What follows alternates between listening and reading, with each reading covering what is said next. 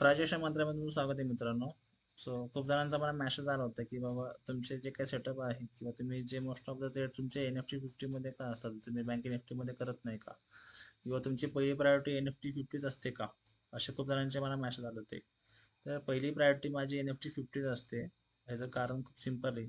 मी bank N F टीला मी second priority ठेवतो. आणि कसं असतं माहिती आहे का मित्रांनो, तुम्ही बँक NFT घ्या किंवा NFT 50 घ्या, काय हरकत नाही. जर एखादा तुम्ही इंडेक्स जर घेतला ना आणि त्याच्यावरती जर तुम्ही खूप वर्ष झाले काम करताय, तर तुम्हाला त्या गोष्टी, त्या इंडेक्स किंवा त्या गोष्टीचं आहे ना, तुम्हाला बिहेवियर कळून जातो. ठीक आहे. बिहेवियर म्हणा किंवा चार्ट चार्ट पॅटर्न म्हणा किंवा चार्ट नेचर म्हणा, या गोष्टी तुम्हाला कळून जातात. ठीक आहे. आणि कसं असतं माहिती आहे का, मला आता गेले मी 3 ते 4 वर्ष मी NFT मध्ये ट्रेड करतोय. सो NFT मला चार्टचं नेचर कळून जातं, बिहेवियर कळून जातो. त्यामुळे हे माझी पहिलं कारण आहे की NFT मी का चूज करत होते. ठीक आहे. आणि खूप जणांचे मला मेसेज पण येतात की जर पैसा तर बँक निफ्टीमध्ये जास्त पडतो वगैरे वगैरे वगैरे. सो असं काय नाहीये, पैसा कुठूनही कमवा, पैसा तो पैसा असतो. तुम्ही बँक निफ्टीमध्ये घ्या किंवा NFT 50 मध्ये घ्या. ठीक आहे. आणि दुसरं रिझन काय माहिती आहे का मित्रांनो, आता सध्या जेवढा इंडेक्स छोटा असेल ना तेवढा तो स्टेबल असतो. म्हणजे आता समजा एन एफ टी 50 सध्या आहे 23,000 वरती. ठीक आहे. हा एक छोटा इंडेक्स आहे, स्टेबल इंडेक्स आहे.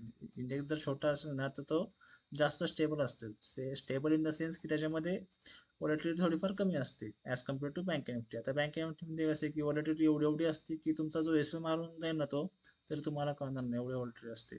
म्हणजे याचा अर्थ असं नाही की तुम्ही NFT 50 मध्ये ट्रेड नाही केला पाहिजे.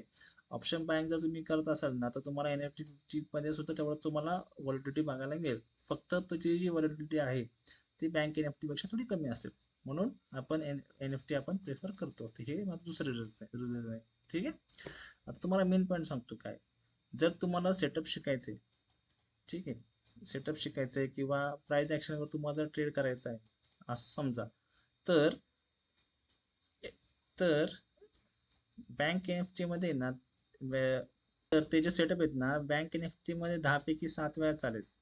पण तेच सेटअप जर तुम्ही NFT 50 मध्ये केलं ना तर ते 10 पैकी 8 वेळा चालेल. तर हेच रिझन आहे NFT 50 मध्ये ट्रेड करायचं. ठीक आहे. आय होप तुम्हाला या गोष्टी कळल्या असेल की मी काय सांगण्याचा प्रयत्न करतोय. ठीक आहे. तर तुम्हाला ही व्हिडिओ आवडले असेल तर नक्की लाईक शेअर सबस्क्राईब करा.